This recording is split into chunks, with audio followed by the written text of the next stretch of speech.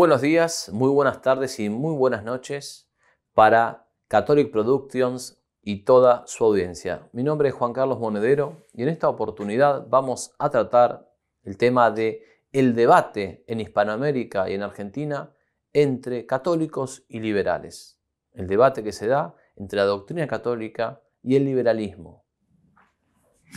Sabemos que hay muchos de estos temas que se discuten en las redes sociales y en la mayoría de los casos desde una postura predominantemente liberal. El gasto público, la intervención del Estado en la economía, la emisión de moneda, la rentabilidad económica. Y para el cristiano o católico pro vida, en materia económica parece ser que solo existe una alternativa entre socialismo o liberalismo.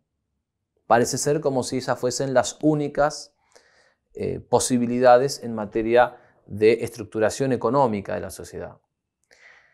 Y puesto que el socialismo, el marxismo y la ideología de género y los populismos están ya descartados por cualquier católico o cristiano pro vida, es casi una especie de efecto cascado dominó que estos católicos abracen el liberalismo. ¿Esto es así? ¿Realmente son las únicas posibilidades económicas, sociales, de estructuración, el socialismo o el liberalismo?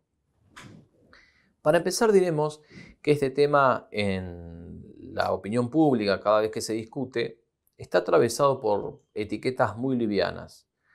La izquierda, el progresismo, los medios de comunicación que de alguna manera responden al progresismo cultural, llaman liberalismo o llaman neoliberalismo o capitalismo a cualquier cosa.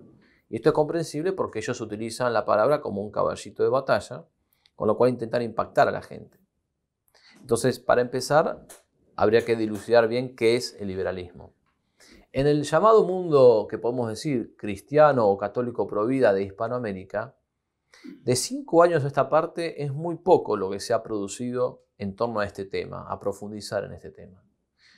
Con las excepciones de algunas personas, por ejemplo el padre Javier Olivera Rabasi, el licenciado en Economía y apologista Dante Urbina, peruano, y el economista español Daniel Marín. Pero por lo general es muy poco común que tenga lugar en las redes sociales un espacio de abierto cuestionamiento del liberalismo. En la Argentina, más allá de los últimos 5 años, son muy conocidas las críticas al liberalismo del doctor Antonio Caponetto, que están dispersas en muchas de sus conferencias y libros, también los trabajos del doctor Héctor Hernández, entre otros intelectuales. Podemos mencionar también al padre Horacio Bojorge, entre los que están todavía trabajando y hablan sobre el tema. Y entre los blogueros podemos mencionar del lado argentino a María Virginia Olivera de Gristelli, quien desde Infocatólica realiza aportes contra el liberalismo periódicamente. Sin embargo, constatamos que los espacios para debatir abiertamente este tema en las redes sociales son escasos, son sumamente escasos. El liberalismo se desliza en ámbitos católicos y se introduce en la mente de los bautizados de muchas maneras. Y esto es un fenómeno que, si bien data de comienzo del siglo XIX en Europa, podríamos decir que en la Argentina y en Hispanoamérica esto se ha acelerado a partir de que distintos influencers liberales hayan ganado notoriedad en los últimos años. Esta penetración en la mens católica, la penetración del liberalismo, obedece a muchas causas, no es unilateral, no hay una sola causa. Y aunque es discutible determinar cuáles son, vamos a mencionar algunas que nos parecen las más importantes. En primer lugar, el avance de las propuestas progresistas, de izquierda, lesbo-marxistas y homosexualistas. Este avance en la agenda pública, a medida que en Hispanoamérica van avanzando la ideología de género, el marxismo cultural, a medida que van ganando las aulas, que el aborto se consolida en la legislación, que la izquierda toma el poder cultural en las escuelas y colegios, y en las cátedras, especialmente en filosofía y en derecho, es lógico que tanto el sector católico como el sector liberal o llamado conservador quede desplazado. Y por eso surge en tantas mentes esta frase, ¿no? Esta idea: los enemigos de mis enemigos son mis amigos. O sea que esto, en primer lugar, explica este deslizamiento de ciertos católicos al liberalismo. En segundo lugar, este deslizamiento se explica también por la renuencia, el desinterés, la incapacidad o incluso ineficacia de los sectores tradicionalistas y nacionalistas católicos para organizarse, para presentar un frente común en la arena pública ante el progresismo. Y esto también es un factor a considerar. En muchos casos, distintos referentes históricos del catolicismo hispanoamericano están distanciados, aislados o en ocasiones ni siquiera se conocen. En la mayoría de las veces se da un trabajo de francotirador doctrinario en una batalla loable, pero que por su propia naturaleza suele ser reacia a la conformación de grupos. Además, se observa cierto cansancio o reticencia en una gran cantidad de católicos formados para organizarse, en orden a librar la batalla públicamente. Por otro lado, los pocos católicos que sí encaran misiones de organicidad no encuentran el retorno necesario para llevar adelante el combate. En esta situación, dado todos los elementos que estamos hablando, es comprensible que un grupo de derecha liberal bien organizado, con un férreo sistema de trabajo, aunque en el pasado esta batalla no la hayan librado prácticamente, haya copado las redes sociales y encabece hoy banderas que no eran suyas. El tercer factor que explica la penetración del liberalismo es el talento y la inteligencia de sus referentes. Indudablemente, académicos como Alberto Venegas Lynch, hijo Gabriel Zanotti, Vicente Massot, escritores como Nicolás Márquez y polemistas como Javier Milei y Agustín Laje, entre otros, tienen una capacidad que los ha llevado muy lejos y que ha eclipsado buena parte de las reservas de una audiencia hispanoamericana no progresista. Audiencia que conoce o debería conocer que la doctrina católica condena el liberalismo. Otra causa de esta penetración está en las invitaciones y recomendaciones que se dan en las redes sociales. En efecto, a través de espacios inequívoca o tradicionalmente católicos, de libreros católicos, de librerías católicas que venden sus libros por propagación en WhatsApp, Facebook, Twitter, Instagram, los influencers liberales se van haciendo conocidos y poco a poco van de alguna manera copando este terreno donde lo que predominaba era gente católica de formación antiliberal y antimarxista, por supuesto. En penúltimo lugar, el liberalismo ingresa en ámbitos católicos mediante un equívoco respecto de su definición. Los liberales presentan el liberalismo como unido a una serie de cosas que no son de la esencia del liberalismo. El discurso se enfoca en aquellos aspectos que serían más agradables y amistosos, mientras que las consecuencias más controversiales del liberalismo nunca son explicitadas o solo son manifestadas en un contexto en que los liberales controlan todas las variables, bloqueando o desalentando que se les formulen objeciones serias. En ese sentido, también es llamativo que los pocos, escasísimos debates públicos que los liberales aceptan para ser criticados sean exclusivamente con la izquierda y nunca con sectores católicos que les podrían hacer objeciones de peso.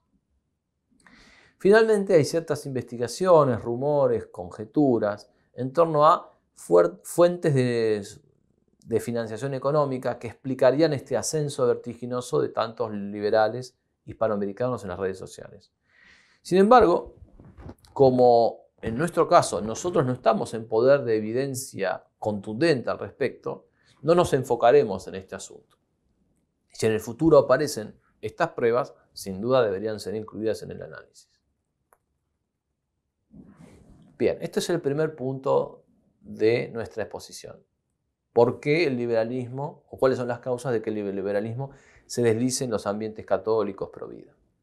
Vamos a plantear ahora los temas que no se van a discutir.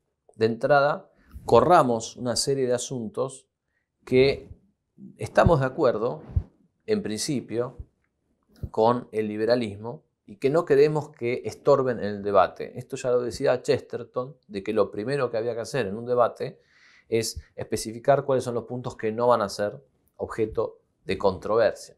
A priori, diríamos que estamos de acuerdo en bajar el gasto público. Es bastante evidente por la acumulación de evidencia en los gobiernos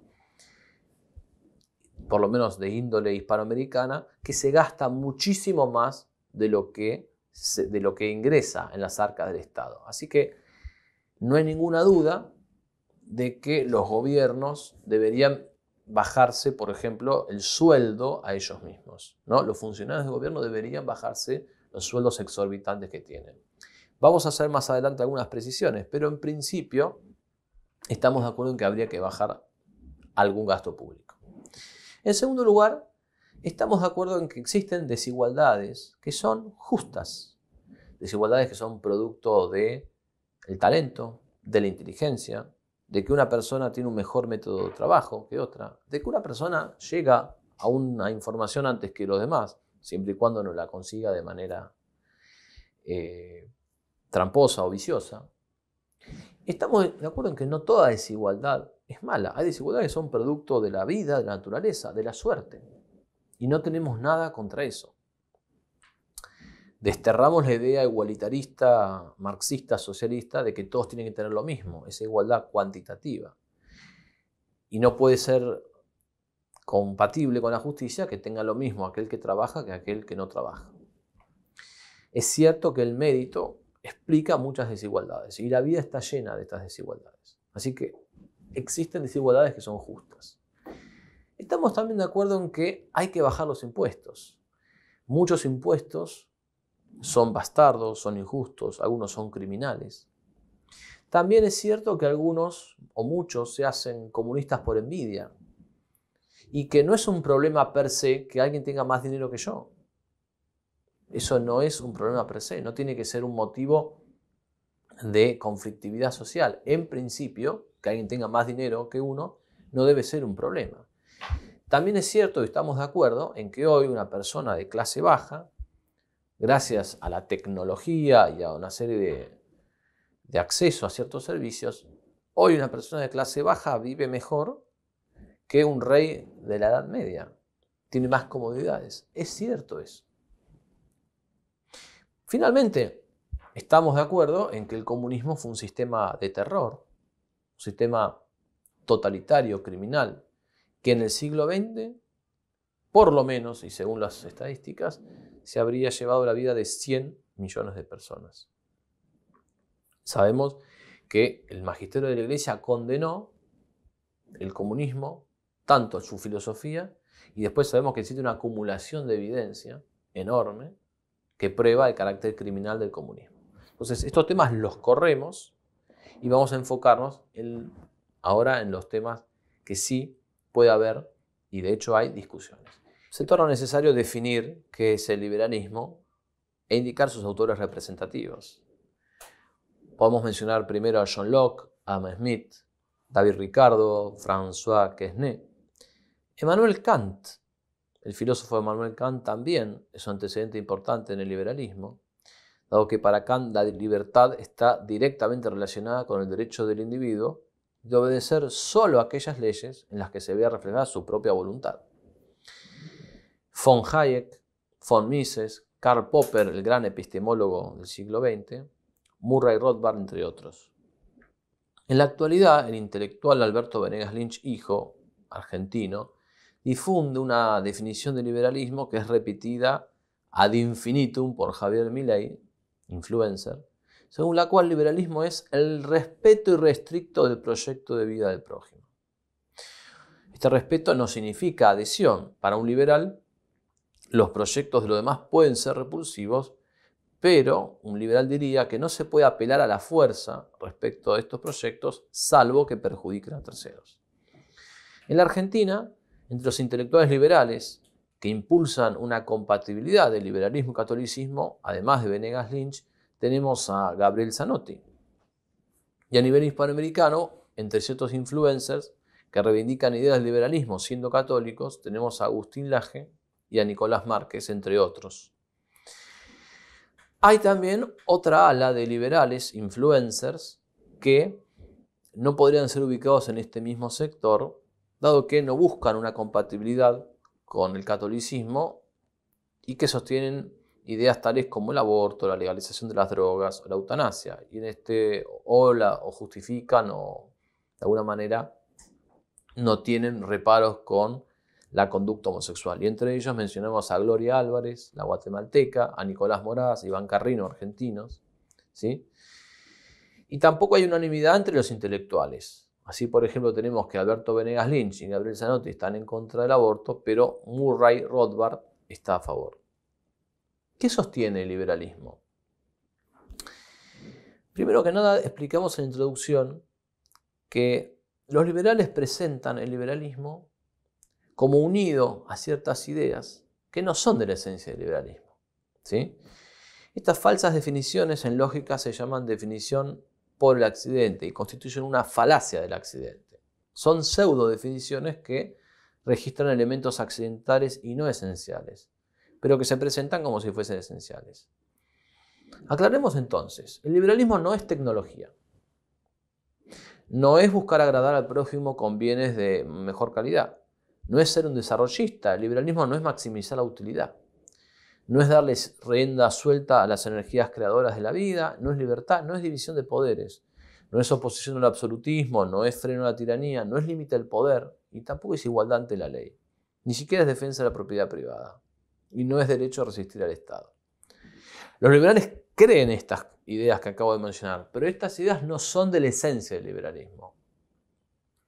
Y al igual que pasa con otras corrientes políticas como el fascismo o el marxismo, no existe un liberalismo así en el aire como en el topos uranos platónico, sino que hay liberalismos, hay liberales y son muy distintos entre sí, al igual que pasa en todas las corrientes políticas.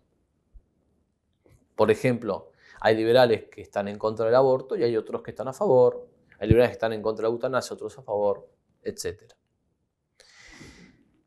Cuando nos situamos a definir el liberalismo, ya existe acá una controversia con los liberales. Porque el juicio que nos hagamos del liberalismo va a depender en una gran medida de la definición que tengamos de él. Por eso, para el liberal es fundamental controlar la definición de su propia idea. Porque si controla la definición, controla los márgenes de la discusión y eventualmente controla las consecuencias de la misma. Se suele distinguir del siglo XVIII entre el ala inglesa y el ala francesa del liberalismo. Así, por ejemplo, tenemos a John Locke, que también en filosofía ha hecho aportes desde el empirismo. John Locke sería el ala inglesa, ¿no? Para John Locke, el individuo tiene derechos fundamentales y estos derechos son la vida, la libertad y la propiedad. Llegó a decir John Locke que cada hombre tiene la propiedad sobre la propia persona. Podemos afirmar que el esfuerzo de sus manos y su cuerpo son auténticamente suyos. De esta suerte, según John Locke, el cuerpo humano propio sería la primera propiedad. Para los liberales, los contratos y transacciones económicas son válidas porque provienen de la voluntad de quienes las realizan, con independencia del contenido. Y esto porque, como explica el doctor Carlos Andrés Gómez Rodas, doctor en filosofía y colombiano, la libertad individual es el valor principal y esencial de la vida social en el liberalismo. Que la democracia liberal es la manifestación política e institucional de esta ideología. Es decir, tenemos la ideología, la libertad como algo supremo. Y tenemos la manifestación de esa ideología en la política, en instituciones. ¿Cuál es? La democracia liberal. Y finalmente, esta democracia liberal y de este sistema derivan tesis centrales en materia antropológica y moral. La libertad es lo central. El intervencionismo estatal en economía contrasta con la libertad y desnaturaliza el mercado, siempre según el liberalismo. Para los liberales el progreso social solo es posible cuando se busca el interés individual sin ningún freno, sin ningún límite. Los problemas, ¿cómo se resuelven? Discutiendo, acudiendo a asambleas, parlamentos y finalmente votando, por lo que la ratio numérica sería el criterio último. Los gobiernos y las autoridades políticas son legítimas si provienen del consentimiento del pueblo. Los políticos y sus leyes solo pueden regular la esfera pública y no la vida privada de las personas, excepto que esta vida afecta a terceros. Los cargos públicos pueden ser ocupados por personas que tengan ciertas ideas religiosas o políticas, pero en la en el trabajo, en la manifestación externa de su trabajo, la persona, según el liberalismo, no debería poder expresar esas ideas. O sea, tendría que ceñirse a una cuestión pública y dejar esas ideas políticas o religiosas para el ámbito privado. El Estado debe ser laico y las personas que ocupan cargos de gobierno deben estar alineadas con esta neutralidad axiológica del liberalismo, incluyendo autoridades políticas, cargos en el área de educación, salud, justicia, defensa nacional, policía, entre otras. De alguna manera, el liberalismo busca despolitizar la función pública. Vamos a enumerar algunas ideas o prácticas o medidas resultantes de la mentalidad liberal que se han materializado en los últimos siglos. Es una idea liberal la separación entre la Iglesia y el Estado. El desconocimiento de la religión católica como religión del Estado es otra idea liberal. El nacimiento de personas registradas por el Estado y no por las parroquias. Antes las parroquias registraban esos nacimientos. El Estado avanza sobre la Iglesia y toma ese registro y lo convierte en el registro civil. La desacralización de cementerios. La expropiación y robo de propiedades de la Iglesia Católica. El matrimonio civil. Una idea bien liberal. Como consecuencia del matrimonio civil, el matrimonio homosexual. Otra idea que tiene su germen en el liberalismo. La ley de divorcio, la enseñanza laica, la libertad de cultos, por lo cual todas las religiones son igualmente válidas. Una idea bien liberal, relativista. No hay una religión verdadera y otras falsas. Todas son válidas por igual. El Estado laico, la moral neutra. El orden espontáneo de la economía, lo cual quiere decir la nula intervención del Estado. Y el concepto de propiedad privada como algo absoluto, sin vincularla a una función social. Nos preguntamos, ¿el liberalismo, bajando un poco a la cuestión histórica, es una opción para los católicos? ¿Es un freno? ¿Fue un freno al comunismo? En primer lugar, digamos que tanto liberales como socialistas, liberales como marxistas, miran y tienen como ícono a la Revolución Francesa, 1789, que fue una revolución anticristiana, masónica, satánica, que llevó a la muerte a miles de personas, entre ellas los reyes de Francia y muchísimos católicos. Otro dato histórico es que el liberalismo es la filosofía oficial de la masonería. Masonería que, como ustedes saben muy bien, es una sociedad secreta, anticristiana, condenada repetidas veces por el magisterio de la Iglesia y que ya fue condenada por el Papa Clemente XIII en el siglo XVIII, en 1738. El episcopado argentino en los años 50 afirmó que el liberalismo era la filosofía oficial de la masonería. Vamos con otros datos concretos. En la Argentina concretamente, los liberales argentinos y extranjeros, nacidos en esta tierra y afuera, derrocaron el gobierno de Juan Manuel de Rosas, que era un gobernante cristiano, para forjar otro país cuya estructura política y económica fuese funcional a los intereses ¿de quién? De Inglaterra. Y luego manipularon la historia universal, la historia de América, el descubrimiento de América, y la historia argentina del siglo XIX-XX, para presentarse ellos, los liberales, como salvadores de la nación y reservaron el sitio de Tirano para Rosas.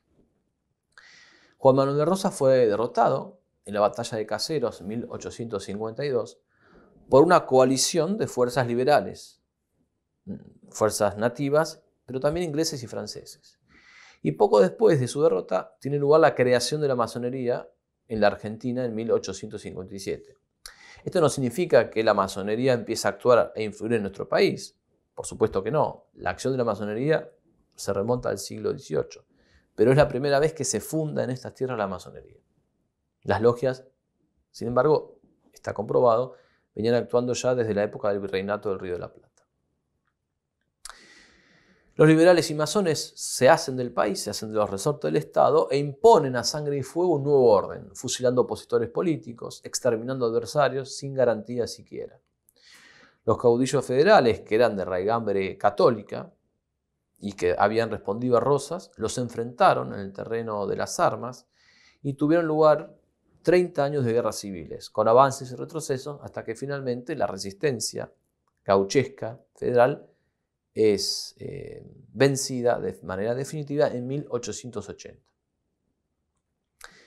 A partir de este año, con el arribo de Julio Argentino Roca, presidente de la Nación y masón grado 33, su administración comienza a reforzar un clima anticristiano y empieza a sancionar leyes liberales, enseñanza laica, divorcio, etc.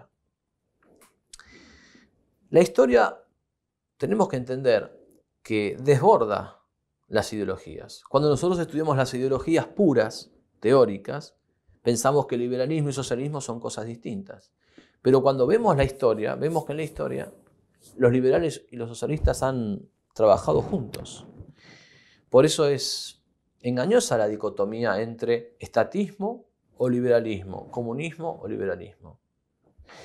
La mayor concentración de poder político en la historia de la humanidad, esto lo sabemos todos, tuvo lugar en la Unión Soviética. Y sin embargo, cuando Hitler estaba a punto de derrumbar la Unión Soviética en 1941, aparecieron unos mandatarios y salvaron a Stalin de una derrota segura. ¿Quiénes fueron estos mandatarios? Fueron Winston Churchill y Franklin Roosevelt, es decir, los paladines del mundo liberal. El liberalismo fue y salvó al comunismo de caer. En 1945, cuando ya estaba vencido el eje, y en la Casa Blanca ya había fallecido Roosevelt y el presidente era Harry Salomon Truman, se ordena al ejército norteamericano que se detenga, que no avance sobre Polonia y sobre Alemania. Y entonces el comunismo avanza y toma la mitad de estos dos países e impone su régimen de terror, masacres, torturas, asesinatos, esclavitud. También Estados Unidos, gobernado por mandatarios liberales, consintió que China fuese ocupada por la Unión Soviética y que se transformase en una potencia comunista, como lo es hasta el día de hoy. Y fíjense que hasta el día de hoy, China todavía mantiene una política abierta de abortos forzados. ¿Quién dejó manos libres al comunismo en 1945 para tomar China? De nuevo, los campeones del liberalismo. Entonces, cuando vemos la historia, todas estas teorías donde se presentan distinto y opuesto el socialismo y el liberalismo se van disolviendo, quedan sin sentido. Algunos autores y trabajos críticos del liberalismo. Los doctrinarios e intelectuales católicos fueron redactando un cuerpo de doctrina, la cual llega a nuestros días. Y la Iglesia, desde su magisterio, sancionó distintos documentos. Por ejemplo, el liberalismo está condenado desde la encíclica Quanta Cura y el Syllabus del 8 de diciembre de 1864, la Libertas, 1888, la Rerum Novarum, 1891, la Quadragesimo Anno, 1931, ya en el siglo XX, Mater Magistra de Juan XXIII, en los 60, el documento Laborem Exercens de Juan Pablo II en 1981 y la Centesimus Annus de Juan Pablo II a principios de los 90. Son algunos los documentos, no son todos, pero estos son documentos publicados y sancionados por los papas de la Iglesia Católica. Entre aquellos trabajos críticos del liberalismo tenemos, por ejemplo, de Louis Billiot, La ilusión liberal, gran apologista francés. Pues tenemos el trabajo muy conocido de un sacerdote español, Félix Sarday Salvani, El liberalismo es pecado. Otro brillante trabajo del gran intelectual español Donoso Cortés, Ensayos sobre el catolicismo, el liberalismo y el socialismo. Tenemos también argentino, fallecido hace muy poco, el gran historiador mendocino Enrique Díaz Araujo, con su trabajo Desde el laicismo del 80, lo que veníamos comentando de Roca, a la reforma universitaria de 1918. Trabajo en el que prueba la continuidad entre el liberalismo roquista y la reforma marxista de 1918. Trabajos de doctrina pontificia, los años 60, la Iglesia del liberalismo. Trabajos de Plinio Correa de Oliveira sobre el liberalismo en Revolución y Contrarrevolución. Muchos intentan presentar a Plinio como un liberal católico. Tomo la página 76 de su libro, donde dice: igualitarismo y liberalismo. La inversión de que hablamos, es decir, el derecho a pensar, sentir y hacer todo cuanto las pasiones desenfrenadas exigen, es la esencia del liberalismo. Esto se muestra bien en las formas más exacerbadas de la doctrina liberal. Analizándolas, se percibe que al liberalismo poco le importa la libertad para el bien, solo le interesa la libertad para el mal. Cuando está en el poder, fácilmente y hasta alegremente, le cohíbe al bien la libertad, en toda la medida de lo posible. Pero protege, favorece, prestigia de muchas maneras la libertad para el mal. En lo cual se muestra opuesto a la civilización católica, que da al bien todo el apoyo y toda la libertad y cercena en lo posible al mal. Plinio Correa de Oliveira, página 76, Revolución y Contrarrevolución. Otros trabajos críticos del liberalismo, el famoso El orden natural de Carlos Alberto Saccheri, Proceso al liberalismo argentino de Atilio García Mellid. Otro trabajo fundamental que justamente detalla la guerra entre los católicos y los liberales a finales del siglo XIX es el trabajo de Néstor Tomás Ausa, Católicos y liberales en la generación del 80. Aquí muestra cómo los católicos hicieron una guerra política, periodística, que fue tremenda contra el absolutismo y el liberalismo de Julio Argentino Roca, que culminó incluso en una revolución armada contra el descendiente político de Roca, Miguel Ángel Juárez Celman. En ese mismo sentido, uno de los grandes católicos que encabezó el combate contra el liberalismo, que empezó siendo un católico liberal y luego se hizo un católico ortodoxo, fue José Manuel Estrada, y también quisiera recomendar este libro de Horacio Sánchez de Loria sobre el tema. Finalmente, para hablar del tema del liberalismo, qué mejor que mostrar las conexiones entre liberalismo y masonería de Aníbal Rothger, del padre Aníbal Rothger. Entonces, más allá de las buenas intenciones de un liberal, más allá de las falsas definiciones que se dan, hay que ver la historia y ver que el liberalismo estuvo asociado a una política de descristianización de la sociedad y de boicot del orden social cristiano. Esto es un hecho que no puede ser negado. Entre los líderes de movimientos políticos antiliberales vamos a destacar dos: José Antonio Primo de Rivera, de España, y Cornelio Codreanu, de Rumania. Entre los autores argentinos críticos del liberalismo vamos a mencionar a Jordán Bruno Yenta, al padre Julio Membiel, al padre Leonardo Castellani, al historiador Julio Irazusta, Vicente Sierra, Atilio García Mellid, a quien hemos mencionado hace poco, y más cerca de nosotros a dos intelectuales fallecidos hace poco tiempo, Alberto Caturelli y Enrique Díaz Araujo.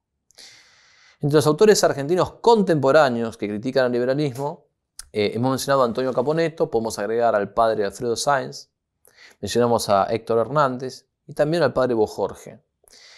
Y entre los autores hispanoparlantes no argentinos, pero contemporáneos, recordamos el nombre de Dan Turbina, de Daniel Marín, y agregamos el importantísimo aporte de Miguel Ayuso.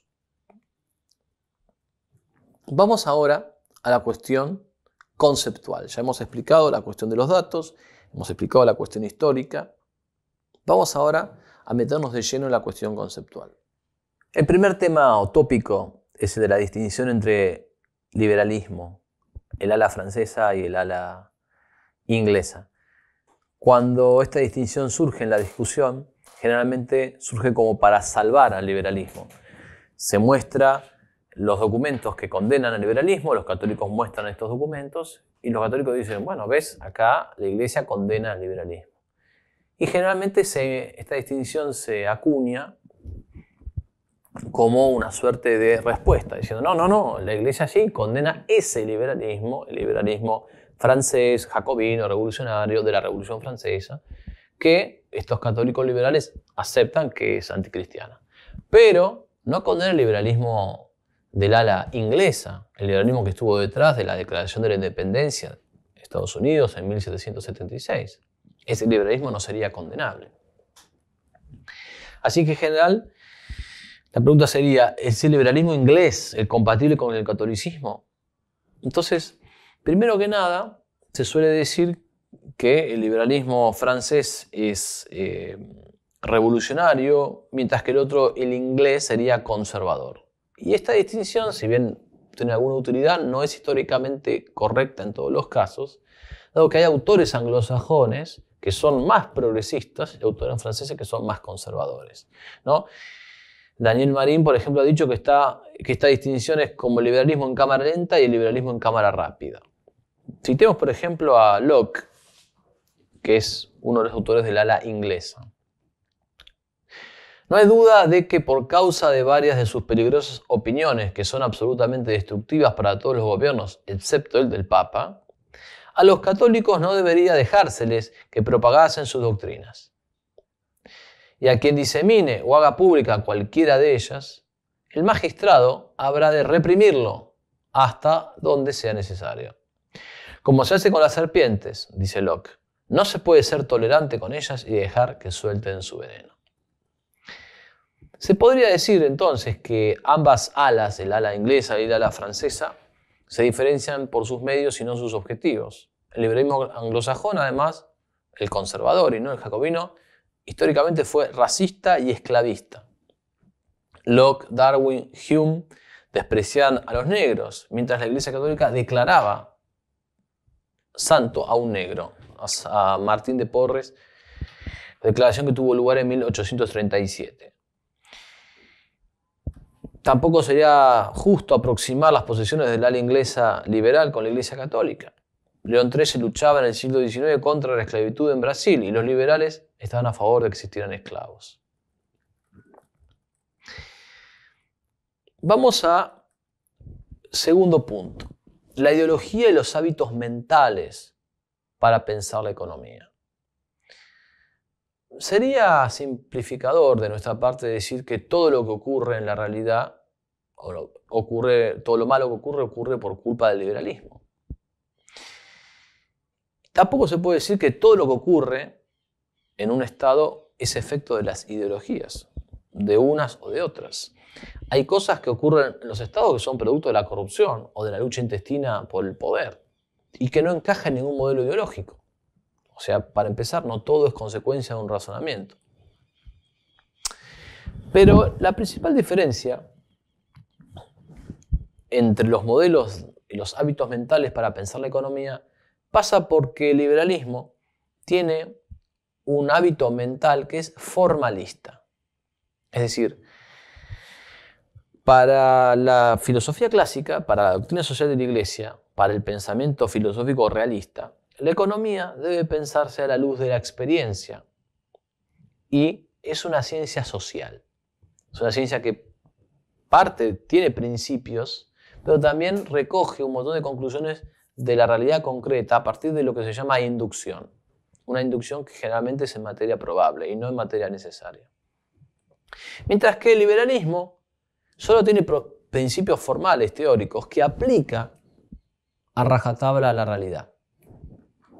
Entonces, cuando hablamos de la discusión entre liberales y no liberales, generalmente lo que también está de fondo es una discusión entre un método mental aristotélico realista para pensar la economía, que parte de la experiencia, que reconoce principios eternos y trata de ver cómo se insertan lo eterno con lo concreto, mientras que el liberalismo parte de principios que aplica en la realidad y que aplica casi mecánicamente en la realidad. Entonces estaríamos ante el duelo entre Aristóteles y cierta mentalidad propia del constitucionalismo moderno. Vamos a poner un ejemplo muy concreto. Cuando Aristóteles tuvo que escribir la constitución de las distintas ciudades griegas, fue a cada una, estudió cada caso particular, estudió su geografía particular, su población, las costumbres, la historia de cada ciudad y confeccionó una constitución a la medida de cada ciudad. no era la misma para todas. Mientras que el liberalismo es exactamente lo contrario. Redacta una constitución que debería ser el modelo y va aplicando esa misma constitución a las distintas realidades, por más que esas realidades quizás no encajan seguramente con la constitución. Por eso para los liberales la economía es algo fácil, porque el liberal parte de que hay principios teóricos que tiene que aplicar a la economía. El realista, en cambio, calibra cada caso particular, se empapa de los detalles de estos casos y aplica la virtud de la prudencia para insertar esos principios eternos, que no niega, pero que deben insertarse prudentemente en el caso concreto. Además, hay cierta jerarquía de principios. Por ejemplo, para el liberal, los números tienen que cerrar. Y por eso es fundamental para el liberal eliminar el déficit fiscal.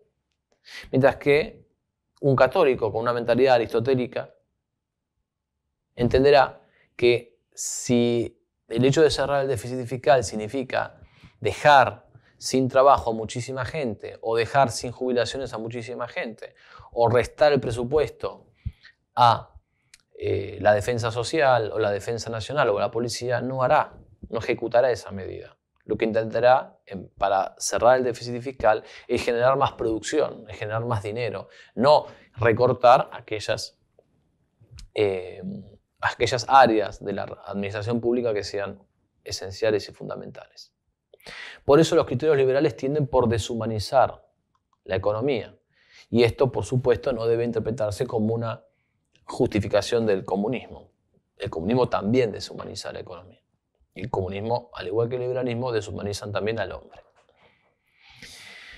Hay una metáfora que podría explicar este tema que es muy utilizada por los revisionistas argentinos, los historiadores argentinos. Ellos dicen que el liberalismo lo que hace es diseñar un sombrero y se lo pone a una persona por la fuerza. Y no importa si el sombrero encaja o no, si la cabeza de la persona es un poco más grande o más chica. Se impone el sombrero y listo. ¿Qué hace el realista? Hace todo lo contrario.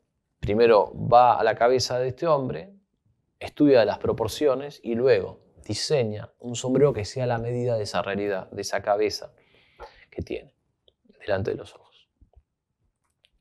Punto 3. La discusión en torno al gasto público. Habíamos adelantado que en principio estábamos a favor de la reducción.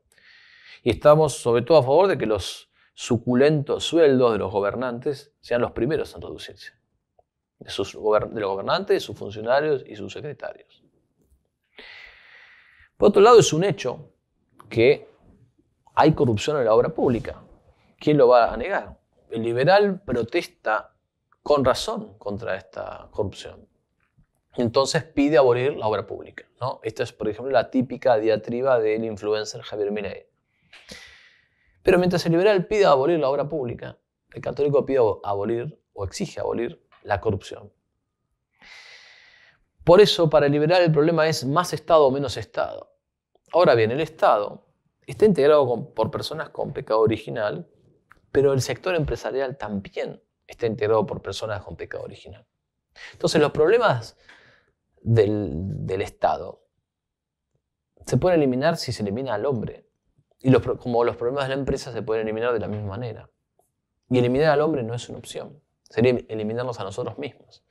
Entonces, donde el liberal pide abolir la obra pública para desarticular la corrupción, el católico fiel a la doctrina social de la Iglesia, o incluso una persona que simplemente responda a una filosofía natural, aristotélica tomista, pide o exige abolir la corrupción para purificar, para purgar la obra pública.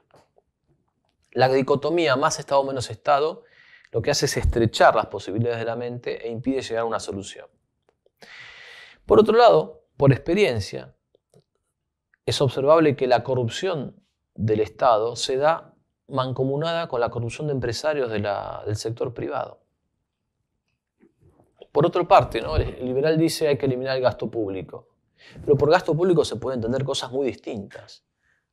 No es lo mismo llevar adelante una ruta, un puente, pavimentar calles, avenidas, autopistas, restaurar cañerías de agua potable, llevar adelante obras hídricas, mantener cementerios, acueductos, el alumbrado público, los adoquinados, mantener hospitales. Esto no es lo mismo, esto es obra pública, que el Ministerio de Género, que la financiación de operaciones de cambio de sexo, que la estatización del aborto legal. No es lo mismo una represa en las cataratas de Iguazú que el Ministerio de Mujeres, Género y Diversidad. La pavimentación de rutas en un país no se puede igualar con la capacitación para empleados judiciales en ideología de género. Entonces, la palabra, la voz, gasto público, incluye realidades muy diferentes. No se puede nivelar el pago de jubilaciones, por ejemplo, con los supuestos derechos homosexuales mantenidos del Estado. No se puede igualar el presupuesto para defensa nacional o la asignación universal por hijo con la financiación de medidas desde el Estado para reducir la población. Las jubilaciones son una cosa, los abortos legales son otra. Y meter todo dentro del mismo paquete no resiste el menor análisis racional. En infinidad de ocasiones, los abusos, por supuesto, que se dan en torno al gasto público son los que dan pie a los planteos liberales, esto es cierto, y es urgente que estos abusos sean erradicados. Vayamos ahora al tema del poder político y el poder económico. El liberal cuestiona la acumulación de poder político. No quiere un Estado fuerte, no quiere un Estado con atribuciones que intervenga en la economía y rechaza que el Estado pueda ir asumiendo otras funciones. Por otro lado, el socialista cuestiona la acumulación de poder económico, cuestiona la desigualdad, cuestiona que una persona tenga muchísimo dinero y que otros no tengan nada. Pero el socialista no cuestiona la acumulación de poder político, salvo cuando gobiernan personas que son contrarias al marxismo. Pero el socialista no tiene problema con poderes, siempre que estén en manos de la izquierda, poderes enormes para, ya sea lo que se llaman hoy ciertas dictaduras o totalitarismos o gobernantes de izquierda elegidos democráticamente, pero que tengan un gran poder. Eso no tiene problema. Pero si nos fijamos bien, ambas son perspectivas sesgadas. Porque mientras el liberal cuestiona el poder, la acumulación de poder político, y el socialista cuestiona la acumulación de poder económico, el católico cuestiona el uso del poder cuando éste, sea económico o sea político, se desvía de la verdad y la justicia. Y esto sin contar un hecho fundamental: el poder político y el económico hoy están entrelazados. Hoy existen corporaciones, bancos nacionales, privados y bancos internacionales que tienen más poder que los estados. Entonces, el poder económico se cristaliza, se derrama en poder político. Por lo tanto, cuando observamos, constatamos esta cuestión, ¿en qué queda todo el debate de liberalismo y socialismo? En la nada. Quien ha generado poder económico genera ese mismo poder político. Por lo tanto, en una visión realista de la economía, el problema no está en la acumulación de poder, sino en el uso del poder. El problema no está en que una persona tenga mucho dinero, sino en que lo use mal. Y el problema no está en que un gobernante tenga mucho poder, sino en que lo use contra el bien común. Por eso es incongruente que el liberal cuestione la acumulación de poder político, pero esté a favor de la acumulación del poder económico. De la misma manera que es incongruente que el socialista o el marxista cuestione la acumulación de poder económico, pero aplauda y valore, siempre que la gobierne él, la acumulación de poder político. Más poder o menos poder es un falso debate. Por eso el planteo del católico es cualitativo y formal, mientras que los otros planteos son cuantitativos. Entre otras críticas, para el liberal no es injusto que una persona tenga dinero para vivir 100 vidas, mientras otros no tengan para comer y vistan con harapos. A esta crítica los liberales ¿qué responden? Diciendo, no, el liberalismo no se basa en la acumulación de capital. El liberalismo implica la libertad para hacer uso de la vida, la libertad de la propiedad, en la búsqueda de un proyecto propio de vida y la búsqueda del propio bienestar. Ahora bien, los resultados son lo mismo. En los resultados hay una persona que tiene para comer 100 vidas y que no colabora, no ayuda, no se interesa y dice con Caín: ¿acaso soy yo el guardián de mi hermano? Esta actitud contraria a la caridad no puede ser cristiana. Otra contradicción es que hay un sector de los liberales que admite la intervención del Estado en temas de defensa y justicia, pero niega la intervención del Estado en economía, lo cual es contradictorio. Si el Estado tiene autoridad para intervenir en defensa y justicia, también a fortiori la tiene para intervenir en la economía. Veamos, por ejemplo, dos casos: el caso de la alimentación y los fármacos. No es contrario a la justicia que haya un Estado que, a través de, por ejemplo, en Argentina, ADMAT, lo que haga sea controlar, verificar que las empresas que se dedican a vender alimentos vendan alimentación y comida en buen estado. Porque de lo contrario, una persona se podría intoxicar, moriría, y no habría ningún tipo de control sobre eso. Lo mismo pasa con los remedios, con los fármacos. Si estas instituciones funcionan mal o tienen algunos errores, lo que hay que hacer es purificarlas de esos errores, no eliminar de cuajo la institución. La institución per se es buena, la razón de ser de la institución es buena. Es cierto que la acumulación de poder político ha dado origen a tiranías espantosas, pero también corresponde decir que la acumulación de poder económico origina también la tiranía del capital. En ambos casos la doctrina católica cuestiona estas dos tiranías y sostiene que el que tenga el poder, sea económico o político, debe ser virtuoso. Y en esto fallan tanto el liberalismo como el socialismo. Vayamos al punto de la rentabilidad económica. Y acá hablamos de liberalismo y de capitalismo. Porque para el capitalista todo tiene precio. No existen principios éticos, morales o estéticos que prevalezcan ante la utilidad. Sin embargo, en una recta concepción del hombre, de la sociedad, de la economía y del dinero, es evidente que la rentabilidad no es ni la principal y mucho menos la única, el único punto de mira para la actividad económica. Cuando esto pasa, el hombre cae víctima del grave pecado capital de la avaricia. Y el capitalismo liberal, cuando pone la rentabilidad por encima de todo, fomenta estos pecados. Por eso el liberalismo es anticristiano. Atropellar la justicia, los bienes estéticos, los bienes éticos, en pos de la rentabilidad, es contrario a la razón. Es un crimen. Por eso las transacciones económicas no deben dejar a uno peor que otro. Puede ser que uno de los dos se beneficie más en una transacción, pero no puede ser que uno de los dos se perjudique. Recordemos, por ejemplo, lo que pasó en 1815 con el barón de Rothschild. El barón de Rothschild en ese momento era uno de los grandes banqueros de Inglaterra. Se estaba por enfrentar Napoleón con los ingleses. Napoleón venía ganando, venía dominando Europa, y entonces las probabilidades, todo el mundo pensaba que iba a ganar Napoleón. Parece ser que el barón de Rothschild tenía un sistema de caballería que llevaba y traía noticias de forma muy rápida, con caballos muy frescos, muy rápidos. Y entonces el barón de Rothschild se entera antes que el mismo gobierno inglés de la derrota de Napoleón en Waterloo. Entonces, en este momento Rothschild diseña esta estrategia. Como todos habían apostado por Napoleón, pero que había ganado era Inglaterra, lo que hace Rothschild es comenzar a vender sus propiedades. Cuando todo el mundo ve eso, dice, si Rothschild está vendiendo sus propiedades, que eran de capital inglés, es porque el inglés acaba de ser derrotado por el francés, por Napoleón. Y todos comienzan a vender, a vender, a vender. Y entonces se produce en pocas horas la caída de la bolsa inglesa.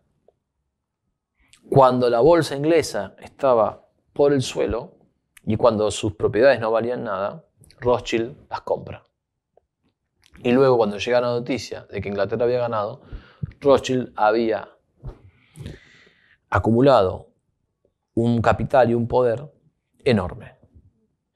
Respecto de la justicia en el orden económico, algunos liberales podrían decir, bueno, yo estoy en contra de que se hagan injusticias, yo no lo hago ni lo haría, pero no es el Estado el que debe corregir esas injusticias, sino que debe ser el propio consumidor. Que el propio consumidor, los propios clientes, penalicen al empresario que comete injusticias, no comprando sus productos, no adquiriendo sus servicios e incluso haciendo unas campañas periodísticas para que todo el mundo se entere y dejen de comprar.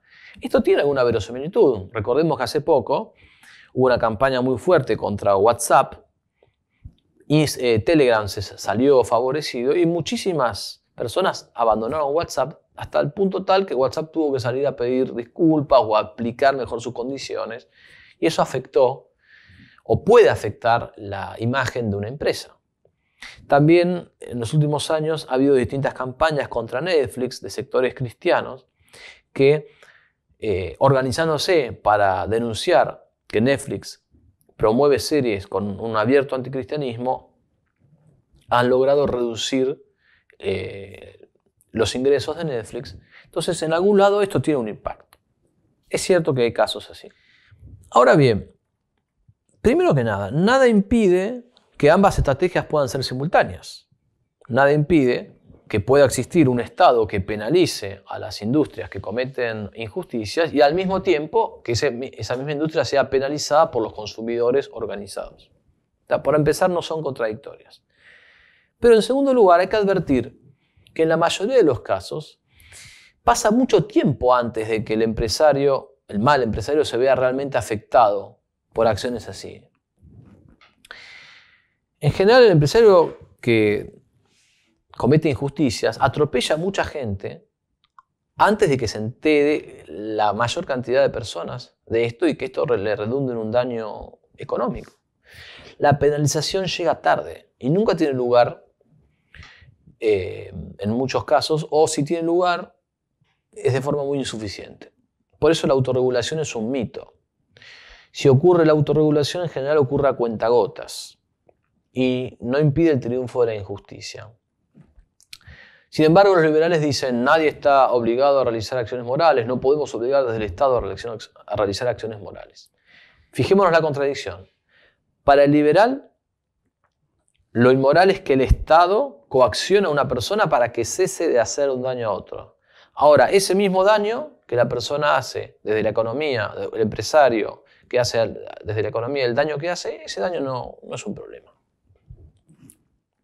Vayamos a algunos casos que desmienten estas ideas. Todos recordarán la famosa película de Erin Brockovich, en la que actuó la actriz Julia Roberts. Es un caso real, una demanda judicial contra una empresa llamada Pacific Gas and Electric Company, PGE, que estaba situada en California. Resulta que esta empresa había contaminado agua de un pueblo llamado Hinckley y se habían producido graves daños en la salud de los habitantes. Los abogados demandaron y ganaron. En 1996, la justicia ordena que la fábrica indemnice con $500.000 a cada persona. Habían 666 personas enfermas, entonces la compañía tuvo que pagar una suma de $333 millones. Ahora preguntémonos, ¿qué hubiese pasado si hubiésemos aplicado la fórmula liberal de la autorregulación? ¿Cuántas personas tendrían que haber muerto o haber sido infectadas para que esta empresa hubiese tenido que ordenarse, hubiese tenido que dejar de contaminar el agua? ¿Cuánta gente hubiese muerto hasta que el orden espontáneo de los liberales hubiese acomodado las cosas?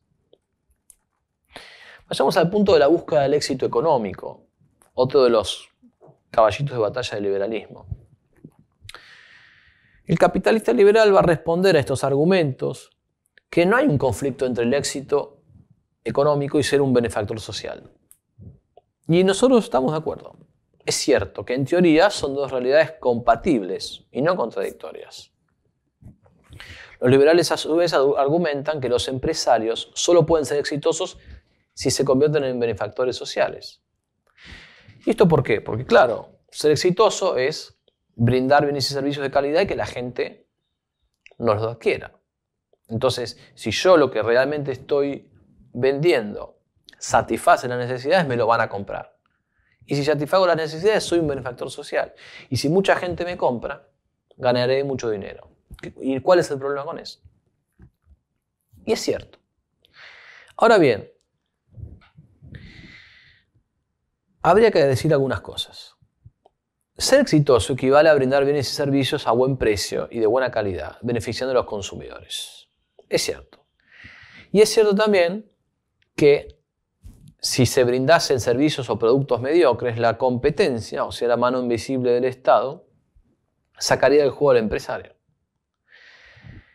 Por eso dice el liberal que aunque el consumidor no me caiga bien, yo lo trataría bien para que me siga comprando. Acá hay varias cosas que distinguir. En primer lugar, la motivación por la que habría que tratar bien a alguna persona no es para que me compre, sino por su dignidad como persona. Pero en segundo lugar, no es cierto, y la experiencia lo demuestra, no es cierto que un negocio que funciona bien siempre gana y un negocio que funciona mal siempre pierde. Existen un montón de locales, de negocios, de servicios que siguen funcionando mal, pero que dan un servicio que la gente necesita y que siguen funcionando. Por ejemplo, las empresas de call center de celulares. En general, los servicios son malos. En general, la gente, los empleados no son excelentes en su atención. Sabemos que pagamos determinada cantidad, 100 megas, y en realidad nos llega menos. Pero la gente necesita el servicio, entonces sigue funcionando. Y también hay servicios excelentes que por falta de propaganda, por falta de un impulso, o por lo que sea, a veces naufragan.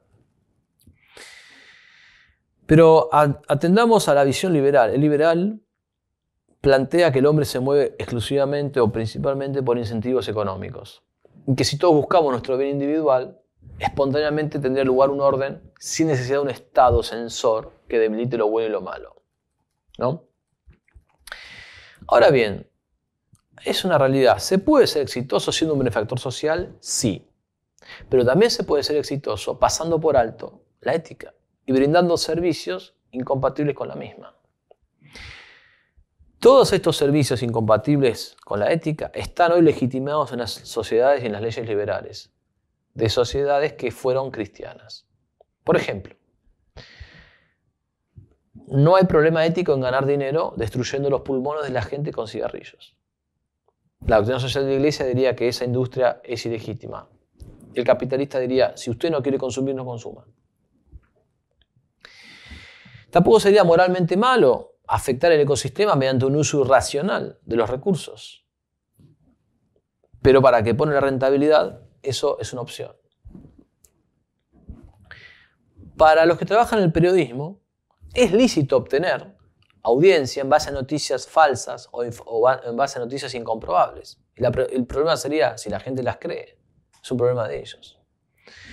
Para los panelistas, por ejemplo, de programas de chismes, es lícito entrometerse en la vida privada, en la cama de la gente, investigar si esta persona es homosexual, si te cometió adulterio, revelar secretos de la vida privada. ¿Todo por qué? Por el rating. También para youtubers, para incontables youtubers, la regla de oro es la conquista de las visualizaciones. Aunque con eso se tenga que faltar respeto a la gente y generar escándalo y conventillo en las redes. Todos son negocios más que rentables hoy en día. Preguntémonos, ¿es lícito ganar dinero utilizando fotos de mujeres desnudas? ¿Podemos convertir el cuerpo de la mujer en una mercancía? Esto es lo que hace la industria pornográfica, por ejemplo, protegida por legislaciones y leyes liberales en base a conceptos como libertad de expresión, conceptos nacidos, por supuesto, de la cuna del liberalismo. Cuando se pone la rentabilidad por encima de todas las cosas, no hay límite ético. Otra película interesante al respecto es la película La verdad oculta de Will Smith. En esta película, el actor interpreta a un patólogo forense llamado Bennett Omalu, que descubrió que la práctica del fútbol americano era contraria a la salud del cuerpo humano. Empieza a difundir sus investigaciones y no encuentra eco en la gente, en los referentes del deporte. Evidentemente era un negocio tan grande que decir que esta práctica conspiraba contra la salud hubiese significado restar fondos a la rentabilidad de estos empresarios. En los países donde la droga, el aborto y la prostitución son legales, hay empresarios que administran estos negocios. Ganan dinero matando, rompiendo y estropeando la vida de las personas. En el periodismo de chimentos, como hemos dicho, es habitual que se saquen fotos infraganti de las personas en situaciones embarazosas y luego estas fotos sean colocadas en revistas, que se gane dinero o incluso se utilicen para chantajear. Todo esto contradice el concepto cristiano, católico, de la economía y de la sociedad. La economía no es una disciplina autónoma, sino que reenvía a algo superior, a principios eternos y fijos. Y no es lo primero el éxito económico, sino que el éxito económico está subordinado a la justicia, a la verdad, a la ética. Si un empresario tiene límites morales, entonces no es capitalista. Busca la utilidad, perfecto. Busca la ganancia, perfecto. Pero no pisotea los principios morales. Y esto significa que no los pisotea ni tanto en el objeto de aquello que vende, ni respecto de la justicia natural con sus empleados, con lo que les paga. Un buen empresario será un empresario bueno. Querer mucho dinero para obrar honradamente no es ser un capitalista. Sin embargo, en la espiritualidad cristiana sabemos que las riquezas en general no aprovechan nada la felicidad eterna y antes bien la obstaculizan. Entonces no es un problema ganar dinero para hacer el bien, aunque tiene sus riesgos. Pero sí es un problema querer ganar dinero a cualquier costo. Ser liberal entonces, no confundamos, no es ser un benefactor social, no se define por eso, no es brindar bienes y servicios de calidad o a buen precio. Eso lo puede buscar cualquier empresario, cualquier desarrollista, sin necesidad de suscribir la ideología liberal. Decíamos también que estos criterios de que el exitoso le va bien y al que ofrece malos servicios le va mal, se cumplen en algunos casos, pero no en todos. Veamos, ¿cuántas carnicerías se mantienen años estafando a los clientes? ¿Cuántos empleados de kioscos maltratan a los consumidores que sin embargo acuden una y otra vez? Porque quizás les queda el kiosco cerca, porque quieren los cigarrillos y saben que los venden en los kioscos y no en un supermercado. ¿Por qué abundan los baños públicos sucios en restaurantes y la gente sigue consumiendo? ¿Qué pasa con Internet? Necesitamos Internet y lo pagamos, aunque el servicio sea malo. Entonces, hay gente que permanece mucho tiempo en obras sociales deficientes y las obras sociales siguen ganando dinero. Entonces, las premisas liberales no se verifican en la realidad. Por supuesto que es deseable que el empresario ofrezca bienes y servicios de calidad. Y es deseable y es justo que aquel que ofrece malos servicios gane menos o desaparezca. Pero no ocurre. La verdad es que no ocurre eso. Si fuera como dice el liberal, no habría malos taxistas, ni malos peluqueros, ni malos mecánicos, ni malos docentes, ni malos abogados, ni malos médicos. Que un mal servicio o mal producto genere la quiebra de esta empresa es posible. Pero no es, incluso puede ser probable, pero no es una verdad necesaria, no es una verdad formal. Entonces, aquí tenemos el problema de la mentalidad liberal. El liberal convierte verdades probables en verdades necesarias y olvida que la economía es una ciencia social y la convierte en una ciencia cuasi matemática. Vayamos al punto de las leyes laborales.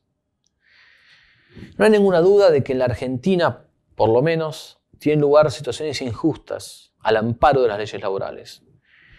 En los sectores públicos, especialmente, es muy habitual que el empleado abuse de su condición, que no trabaje o que trabaje de manera muy miserable. Y en el sector privado es habitual que los empleados abusan de las leyes laborales demandando a sus propios jefes sin razón suficiente. Pero para comprender este tema sin sesgos simplistas, tenemos que ir a la historia de las leyes laborales y explicar cómo surgieron. Cuando tiene lugar la Revolución Industrial, un número sumamente reducido de opulentos y adinerados sometió tanto la contratación del trabajo como las relaciones comerciales todo a su propio poder y le impuso el yugo, poco menos que el yugo de la esclavitud, a una muchedumbre infinita de proletarios. Estoy usando palabras textuales del Papa León XIII en la Rerum Novarum. Consecuencia, se le ofreció un trabajo insalubre de 15 horas por día a hombres, a mujeres y hasta niños. Se le pagaba muy poco. Y entonces se le decía a la gente, este es el trabajo. Si no lo querés, no te preocupes. Hay muchísima gente detrás. Se chantajeaba, algunos, la mayoría aceptaba, algunos no. Pero aquellos que aceptaban trabajaban en condiciones inhumanas. Para evitar este despotismo del capital es que surgieron las leyes laborales, que son un freno razonable a la codicia de quienes prefieren maltratar a un empleado antes que pagarle lo que corresponde. Esto no quita y no vuelve bueno una realidad despreciable, que es que haya en el sector público y privado, pero especialmente en el sector público, personas que no trabajen. Esto es un abuso, pero es un abuso de algo que es per se bueno. No hay que abolir las leyes laborales, hay que purificarlas de sus abusos. Y hay que vigilar para que se cumpla la ley para aquel fin para que le fue pensada, que es defender al débil del despotismo del fuerte. Y la vigilancia incluye también neutralizar los esfuerzos de quienes abusan de las leyes laborales, de los gremios corruptos, de los abogados corruptos, de los empleados corruptos que abusan de esas leyes laborales. Una situación que lamentablemente en la Argentina es muy común. Las leyes laborales forman parte del concepto de justicia social, un concepto de la doctrina social de la Iglesia vinculado al concepto de bien común, que como Aristóteles explicó, es algo divino. Y por eso es importante marcar la diferencia. La doctrina social de la Iglesia no es socialismo, no es marxismo, no es populismo, no es tercermundismo marxista, no es teología del pueblo, no es lo que el Papa Francisco propone. Entonces las leyes laborales no anulan, antes bien respaldan el concepto de propiedad. Concepto que es un derecho natural y secundario de la persona humana. La propiedad es un derecho natural y secundario. Dice León XIII, la propiedad privada es la propiedad más conforme con la naturaleza del hombre y con la pacífica y tranquila convivencia. Quienes trabajan un suelo ganan un derecho natural sobre él y sobre sus frutos. ¿Y esto por qué? Igual que los efectos siguen a la causa que los produce, es justo, dice León XIII, que el fruto del trabajo se da a aquellos que pusieron el trabajo. Por eso es sumamente grave el objetivo buscado por los poderes globales, que, como reza el lema de la Agenda 2030, aspiran a llegar a este año cumpliendo el objetivo de la abolición universal de la propiedad privada. El lema dice, no tendréis nada y seréis felices. Vayamos al tema de las desigualdades. Existen desigualdades justas, sí, pero también existen desigualdades injustas. La desigualdad económica no es mala per se.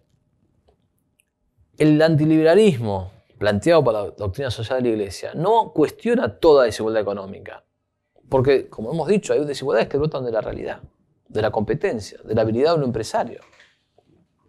Si vende mejor, si es más persuasivo que otros, si conoce un dato antes que los demás, insistimos, si no lo ha conocido con algún vicio de origen, si su producto es de mejor calidad, es justo que la gente le compre o le pague más a él que a otros. Dice León XIII, hay por naturaleza entre los hombres muchas y grandes diferencias. No son iguales los talentos de todos, no la habilidad, ni la salud, ni lo son las fuerzas. Y de la inevitable diferencia de estas cosas brota espontáneamente la diferencia de fortuna. Por otro lado, existen bienes de primera necesidad y bienes de lujo. Podemos decir que esta clasificación es un poco simplista, pero para entendernos, los bienes de primera necesidad son aquellos en los cuales, por más que suba el precio, la gente va a seguir comprándolo. Alimentos básicos, leche, agua, el pan, la verdura, cierto tipo de ropa. Pero existen bienes de lujo que son aquellos cuya demanda sí depende del precio y cuando se va demasiado alto la gente deja de comprarlos. Entonces, no es lo mismo la desigualdad respecto de los bienes primarios que respecto de los bienes de lujo. No es lo mismo que una persona no tenga para comer a que una persona no tenga un televisor, o tenga una motocicleta, o no tenga un viaje a Europa. Por eso, bajo la palabra desigualdad se esconden realidades muy distintas entre sí. Y todas estas diferencias que hacen a la precisión, el liberal no las advierte y a veces no las quiere advertir. Pasa lo mismo con la palabra gasto público. No es lo mismo desigualdad en cuanto a la subsistencia de la vida que la desigualdad en cuanto a viajar a Europa. Y no es lo mismo, por lo tanto, el control del Estado de los precios en cuanto a los bienes de primera necesidad que en cuanto a los bienes de lujo. Una cosa es que todos los habitantes de un suelo puedan comer lo suficiente y otra cosa es que aquellos que hayan generado más dinero honradamente puedan disfrutar, por ejemplo, del caviar. Para la doctrina social de la Iglesia, entonces, es un deber de los gobernantes procurar un bienestar mínimo, suficiente, material y biológico. Pero el bien común de la persona tiene relación con lo que la persona es. Y la persona es cuerpo y alma, no es solamente un cuerpo. Por lo tanto, también el Estado se ocupa de garantizar las condiciones, o debe ocuparse, de educación, de acceso a la educación primaria, secundaria e incluso educación universitaria. Y también es importante que el Estado facilite espacios de recreación, porque el hombre no es un homo faber marxista que solamente trabaja, también necesita esparcimiento y ocio. En ese sentido, decía Jordán Bruno Ollenta, filósofo argentino, algo muy interesante sobre el tema de la universidad. La universidad no es para ricos ni para pobres, es para los más capaces. Por eso la universidad pública es una gran medida, siempre y cuando no se desnaturalice. La universidad pública es una gran medida a condición de que los estudiantes no se eternicen en ella.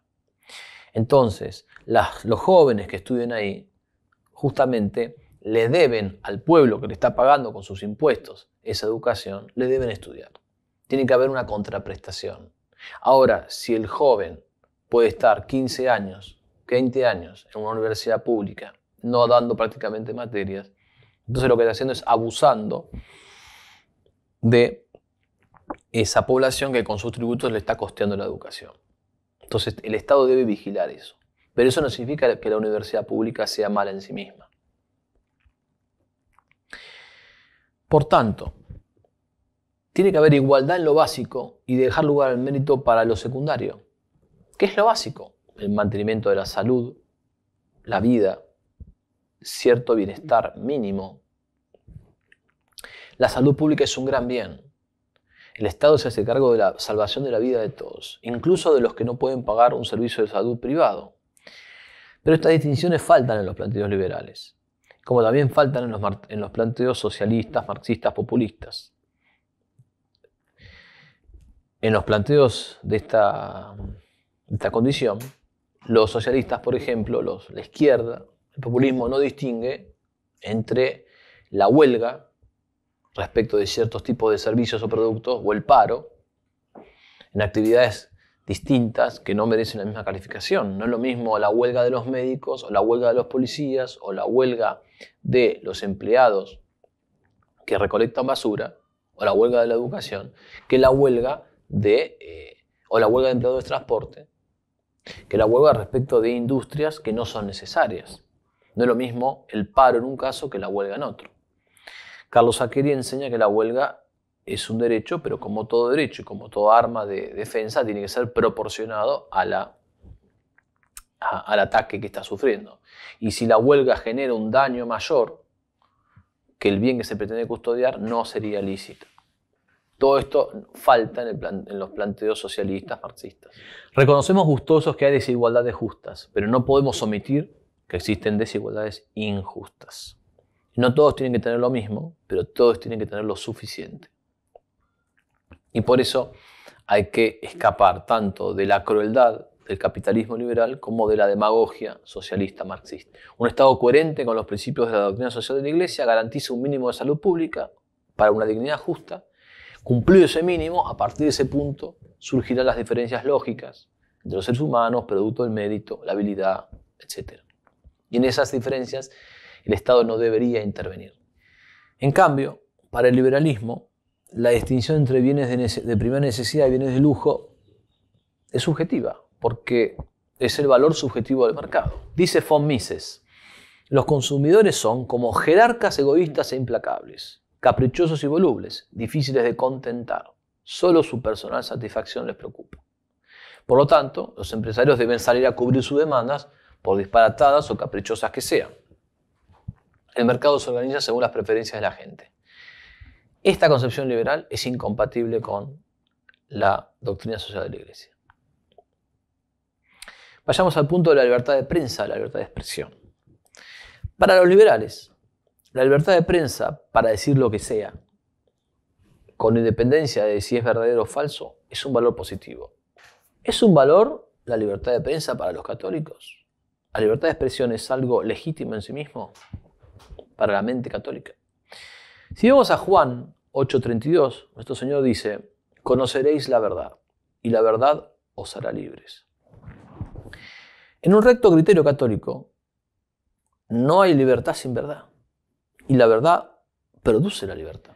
Por lo tanto, si se deja manos libres a la falsedad, al error, a la mentira, a la distorsión, al engaño, no hay verdadera libertad.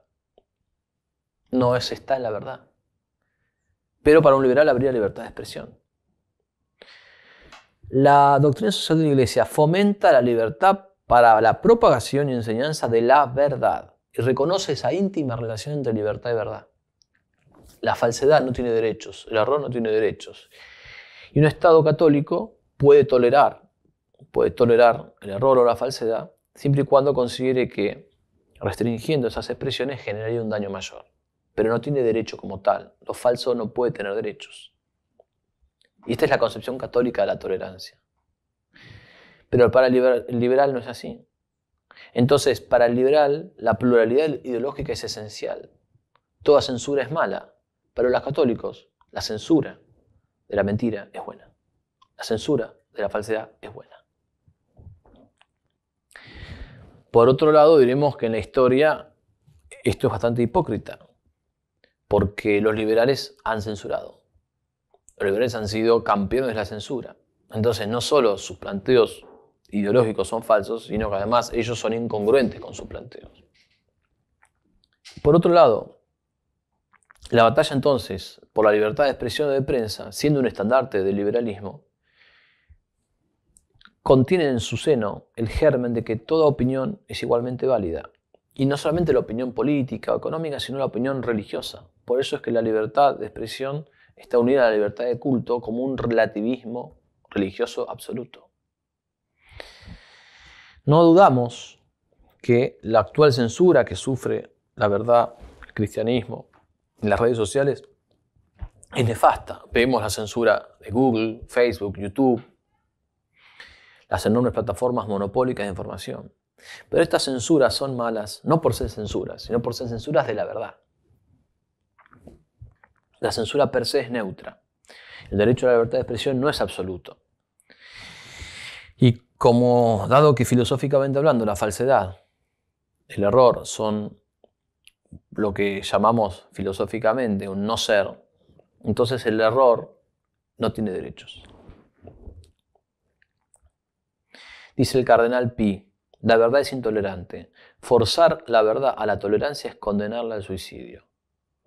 Por eso, para los liberales, el problema son los gobiernos autoritarios, que censuran la prensa opositora. Para el católico, en cambio, el problema son los gobiernos tiránicos. El católico lúcido no se presta a la palabra autoritario, que suele ser un ardid de la guerra semántica. Pero el problema son los gobiernos tiránicos. Los gobiernos tiránicos no es que censuran, sino que censuran una cosa muy concreta, la verdad y la justicia.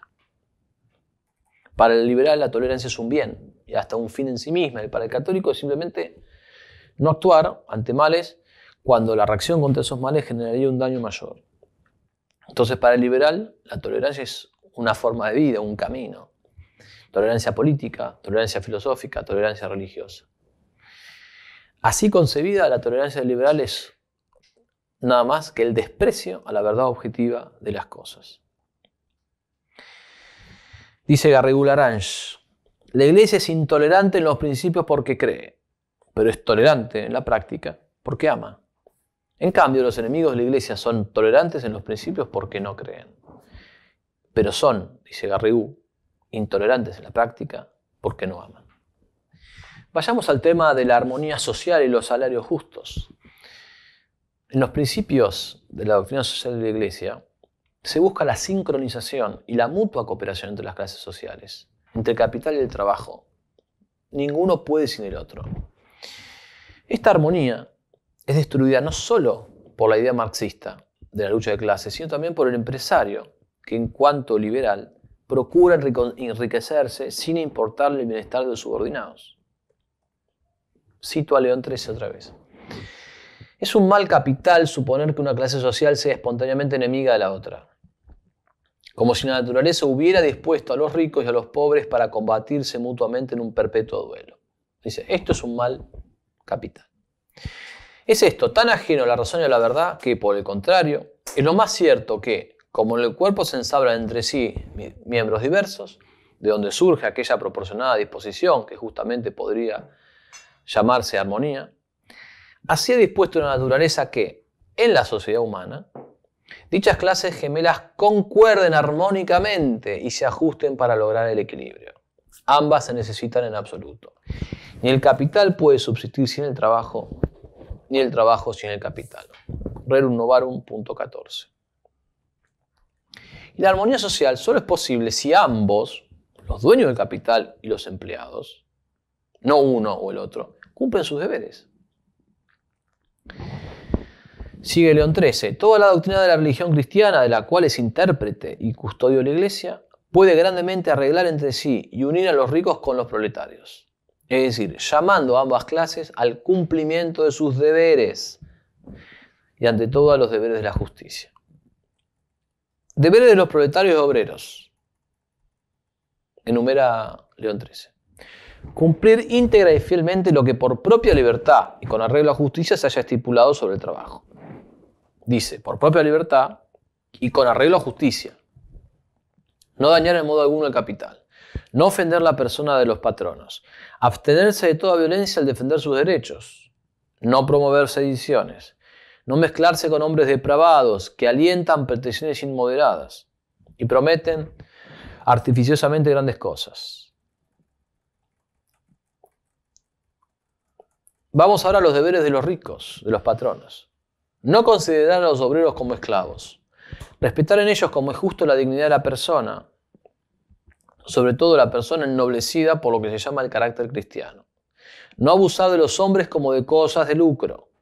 No estimarlos en más que en cuanto a sus servicios y el músculo que pueden dar de sí.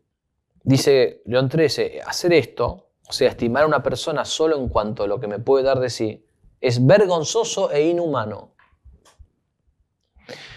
Se manda que se tengan en cuenta las exigencias de la religión y los bienes de las almas de los proletarios. Los patronos deben disponer que el obrero tenga un espacio de tiempo para atender a la piedad. O sea, no se puede hacer que una persona trabaje sin que pueda tener un espacio para vincularse con Dios, y no solo los domingos. No exponer al hombre a los halagos de la corrupción y a las ocasiones de pecar. No apartarlo en modo alguno de sus atenciones domésticas, ni de la afición del ahorro. Tampoco debe imponérsele más trabajo del que puedan soportar sus fuerzas, ni un trabajo que no esté conforme con su edad y con su sexo. Y dice, entre los primordiales deberes de los patronos se destaca el dar a cada uno lo que sea justo. Esto nos lleva al tema del salario justo. ¿Cómo se determina? ¿Y con arreglo a qué? Dice León XIII que para determinar el salario justo hay que considerar muchas razones. Y agrega, tengan presente los ricos y los patronos que oprimir para su lucro a los necesitados y a los desvalidos y buscar su ganancia en la pobreza ajena no lo permiten ni las leyes divinas ni las humanas. Defraudar a alguien en el salario es un gran crimen, que llama a voces las iras vengadoras del cielo. Es uno de los pecados que clama el cielo. He aquí que el salario de los obreros que fue defraudado por vosotras clama. Estoy leyendo la Biblia.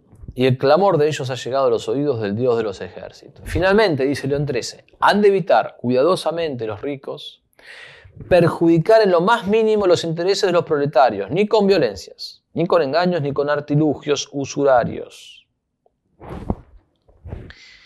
Por este motivo, tanto más, dice León XIII, cuanto que los proletarios no están suficientemente preparados contra la injusticia y el atropello, y por lo mismo, mientras más débil sea su economía, tanto más debe considerarse sagrada. Por eso se descarta, a la luz de esta doctrina, la idea liberal de que el salario es justo cuando fue estipulado libremente y que los salarios justos son los que estipula libremente el mercado.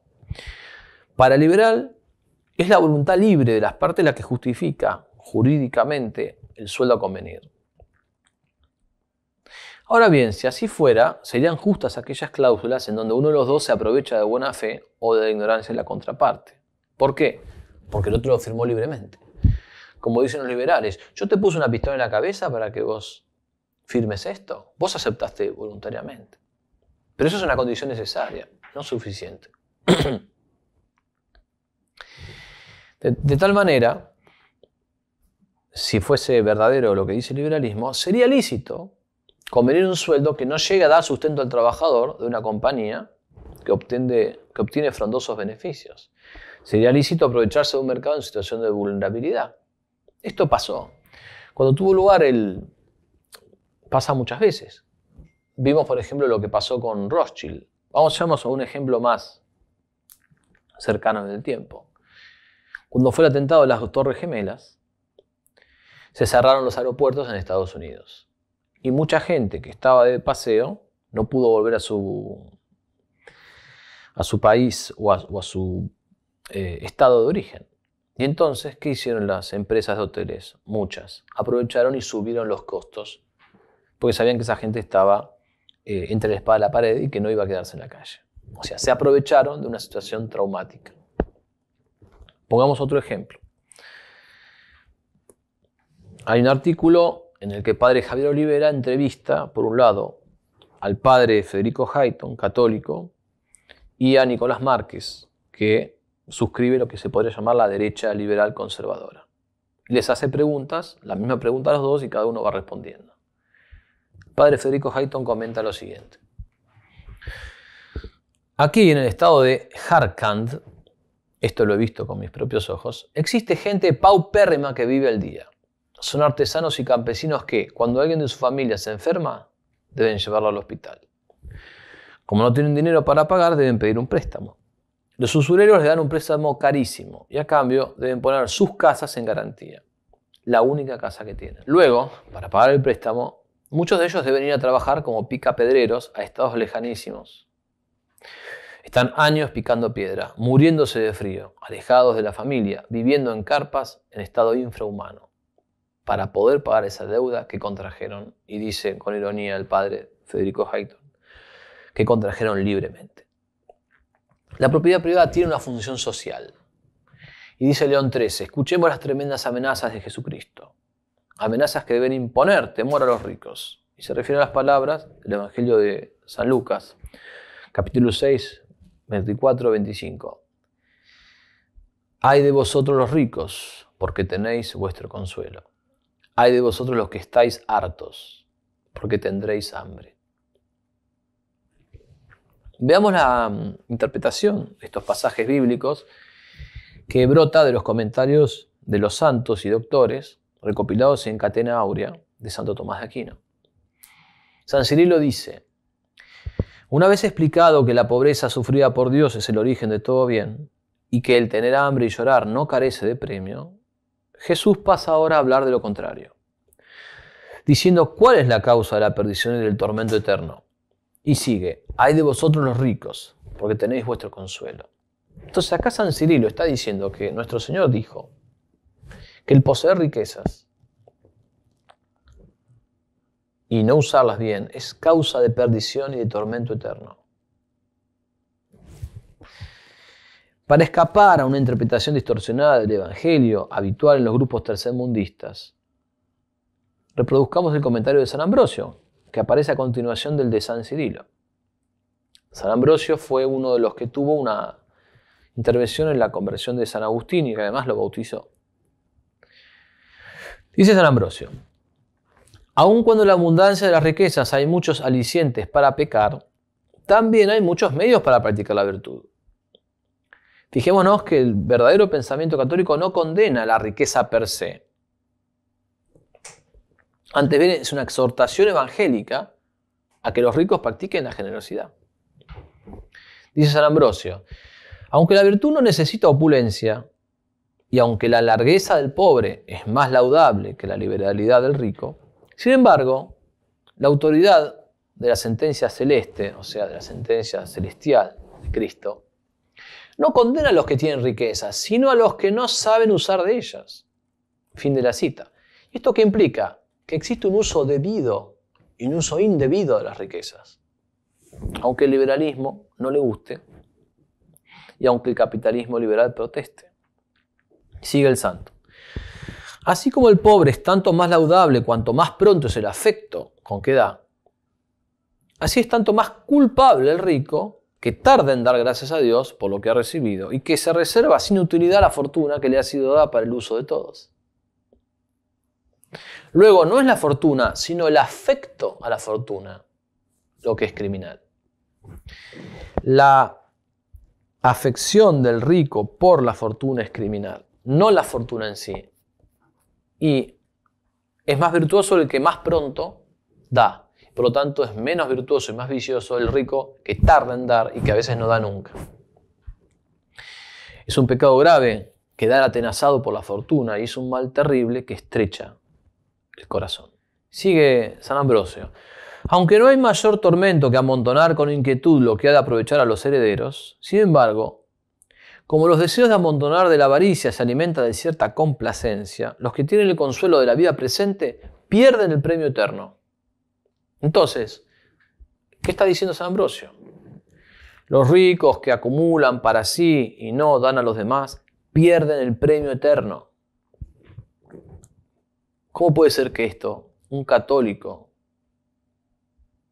no lo sepa? ¿Cómo puede ser que un influencer que se dice católico y apoya el liberalismo o el capitalismo no sepa esto? Decimos entonces que existe un cuerpo de doctrina grande y sólido sobre el uso de las riquezas. Y este cuerpo de doctrina no tendría sentido si la riqueza podría ser algo donde uno hace lo que se le antoja.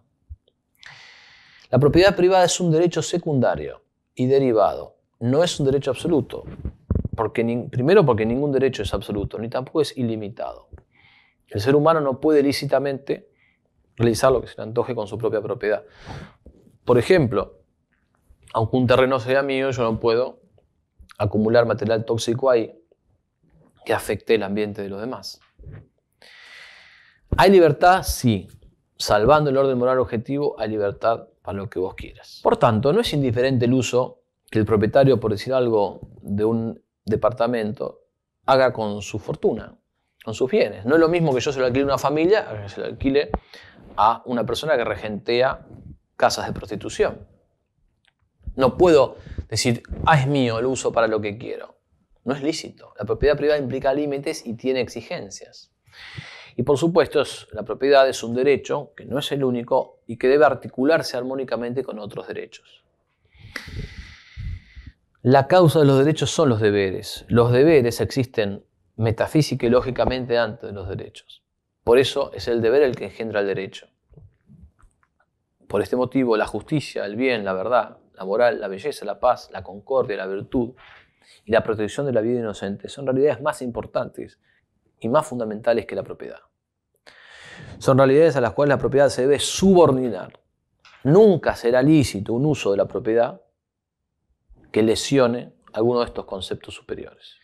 Por encima del derecho a la propiedad está la dignidad inviolable del ser humano, una dignidad que no puede ser negada ni descuidada.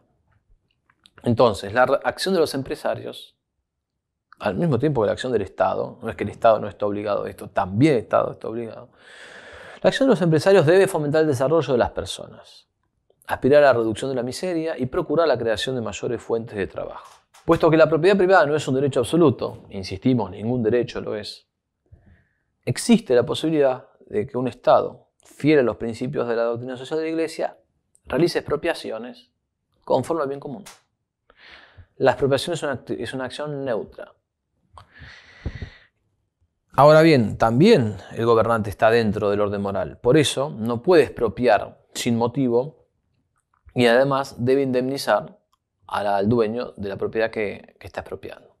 Y tampoco puede expropiar de manera indiscriminada. Este es el concepto de bien común. Como todo concepto bueno, se puede abusar y desvirtuarse, cosa que lamentablemente ha pasado en muchas ocasiones. Reconocemos que el término bien común ha alimentado y abunda en boca de los gobiernos demagógicos, populistas y hasta comunistas. Y que todas estas conductas están condenadas también, al igual que el liberalismo, por la doctrina social de la Iglesia. Vayamos al punto del recto uso del dinero. Si se pregunta cómo usar los bienes, la Iglesia, dice León XIII, responde sin vacilación. En cuanto a esto, el hombre no debe considerar las cosas externas como propias, sino como comunes, es decir, de modo que las comparta fácilmente con otros en sus necesidades. Y refuerza esto León XIII con las palabras del apóstol San Pablo. Manda a los ricos de este siglo que den, que compartan con facilidad. Primera de Timoteo, capítulo 6, 17. La doctrina cristiana no manda a socorrer a los demás con lo necesario para el uso personal o para el uso de los propios.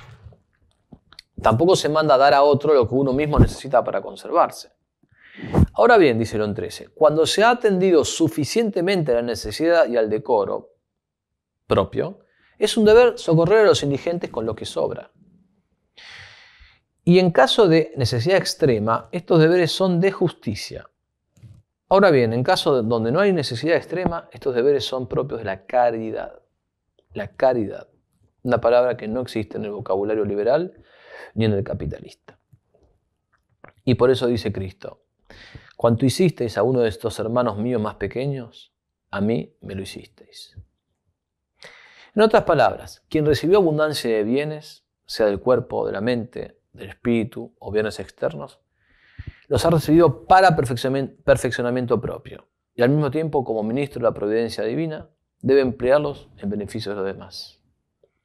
Dice San Gregorio Magno, el que tenga talento, que cuide mucho de no estarse callado. El que tenga abundancia de bienes, que no se deje entorpecer para la largueza de la misericordia. Y el que tenga un oficio con que se desenvuelve, que se afane en compartir su uso y su utilidad con el prójimo. Para León XIII hay dos plagas de la vida que hacen sumamente miserable al ser humano, incluso sin nada en la abundancia. El exceso de ambición y la sed de placeres.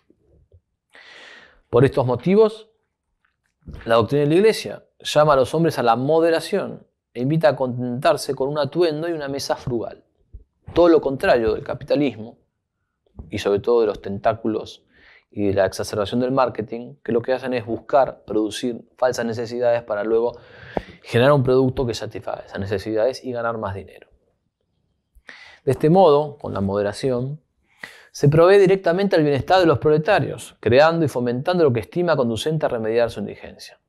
Este es el modelo del hombre rico católico, generoso, magnánimo, no está aferrado a los bienes y pone su riqueza al servicio del bien común y la justicia. En la Mater Magistra de Juan XXIII leemos: la solidaridad social que hoy día agrupa a todos los hombres en una única y sola familia impone a las naciones que disfrutan de abundante riqueza económica la obligación de no permanecer indiferentes ante los países cuyos miembros, oprimidos por innumerables dificultades interiores, se ven extenuados por la miseria y el hambre.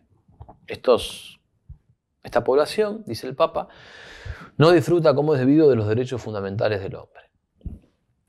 Vayamos a algunas respuestas más cortas. El liberalismo dice que trajo la tecnología, y no es así. La tecnología no es fruto del liberalismo, la tecnología es fruto del ingenio y de la creatividad humana. La división de poderes, el liberalismo dice que trajo la división de poderes, no es así.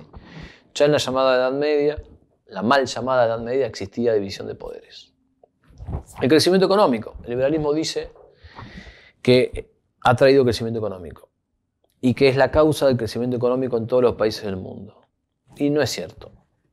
Por ejemplo, Japón, destruido por Estados Unidos con sus dos bombas atómicas luego de la Segunda Guerra Mundial, creció económicamente, pero no gracias al liberalismo, sino gracias a una combinación que fue entre la ayuda norteamericana y el principio del Kaizen.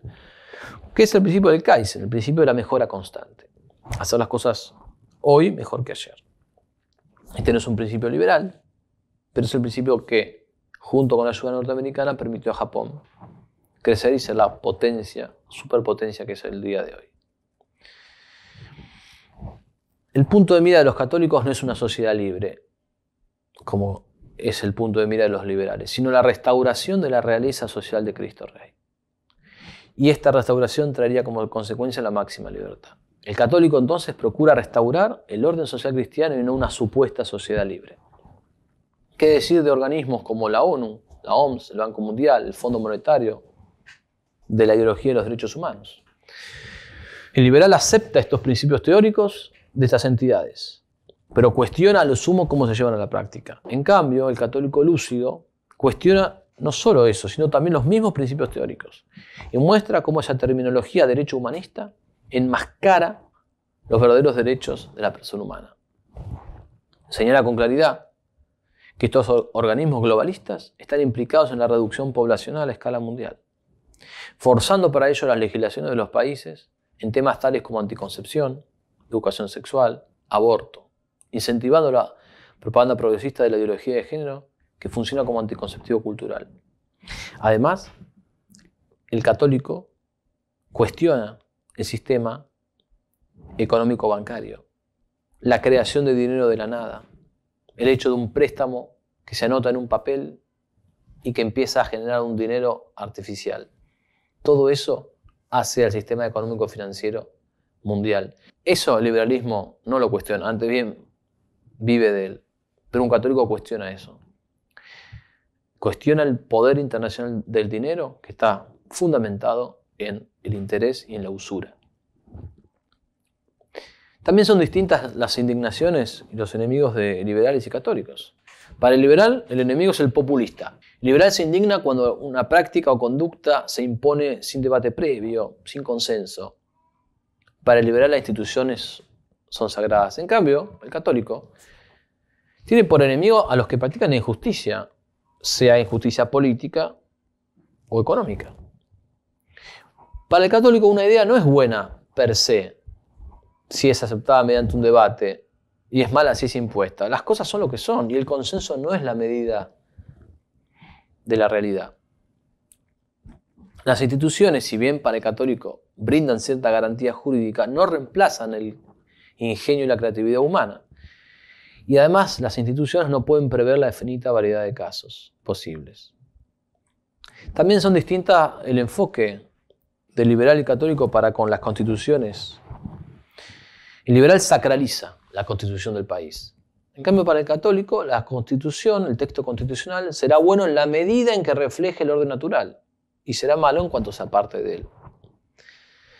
Para el liberal, la palabra de la constitución es sagrada y se debe llevar adelante siempre. En cambio, el católico considera que esa palabra de la constitución solo es vinculante en la medida en que guarda coherencia con el orden moral objetivo, siendo lícito e incluso obligatorio, según el caso, apartarse del texto constitucional si algo de lo que dice ahí se opone a la ley divina. Para el liberal hay dos posibilidades: liberalismo o socialismo, sociedad libre o comunismo. Es una dicotomía de hierro. Populismo o democracia. Todo lo que no sea liberalismo es Venezuela, chavismo, marxismo, fascismo, nacionalsocialismo. Pero todo esto es una gran simplificación. Y la misma doctrina social de la Iglesia ha hecho diferencias entre nacionalsocialismo, fascismo y marxismo, amén de las diferencias que brotan de los datos históricos. El católico entonces sabe que existe una doctrina superadora de la dicotomía liberal o socialista. Y sabe que han existido distintos movimientos y gobernantes que antes y después han ejercitado la autoridad conforme al bien común. Vayamos concluyendo. A la vista de estos argumentos es evidente que la frase «soy católico en lo personal y liberal en lo económico», o frases como «soy conservador en lo moral y en lo económico liberal» carecen de sentido. Entre otras cosas, porque la moral atraviesa lo económico.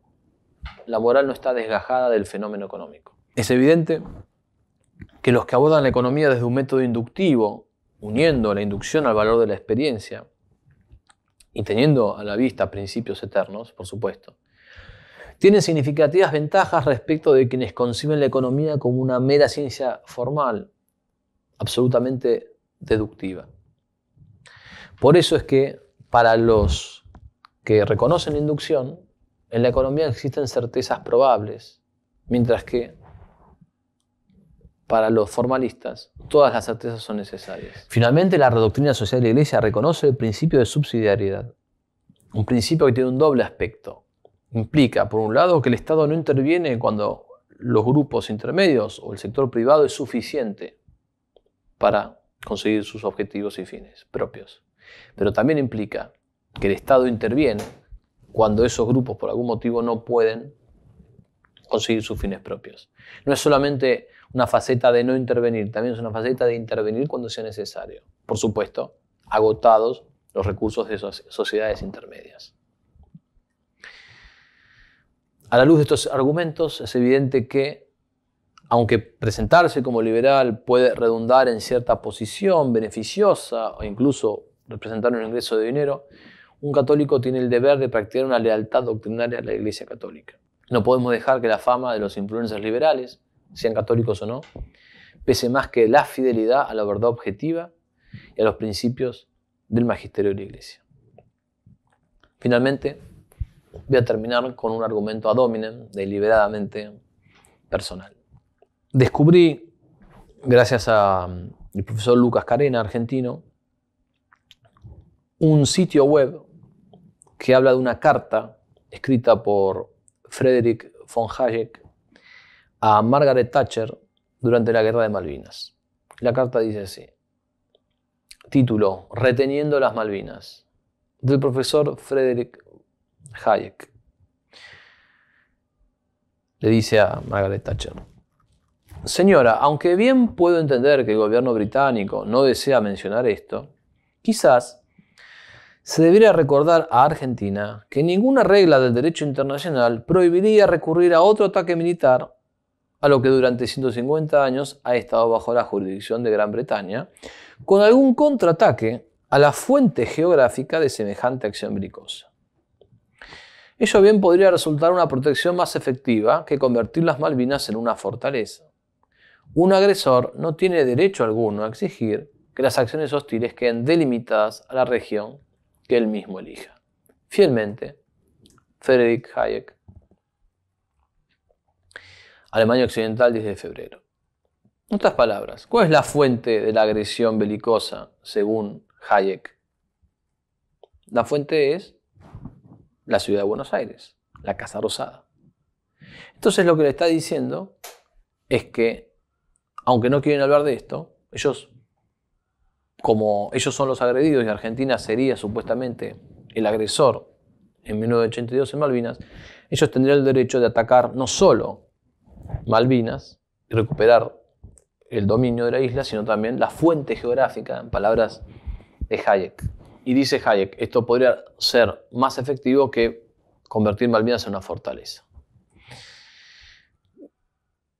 Vamos a von Mises. El Papa Juan Pablo II enseñó en la Centesimus Annus lo siguiente: hay que repetir que no existe verdadera solución para la cuestión social fuera del Evangelio. Ludwig von Mises escribió: no puede construirse una moral social sobre las palabras del Evangelio. Y finalmente vamos a Murray Rothbard. La mujer tiene el dominio absoluto sobre su cuerpo y lo que hay dentro de él. Con estas palabras, Rothbard justifica el aborto. Muchísimas gracias por su tiempo. Espero que estos conceptos les hayan sido útiles. Esto ha sido una transmisión para Catholic Productions de parte de este servidor, Juan Carlos Monedero, Buenos Aires, Argentina.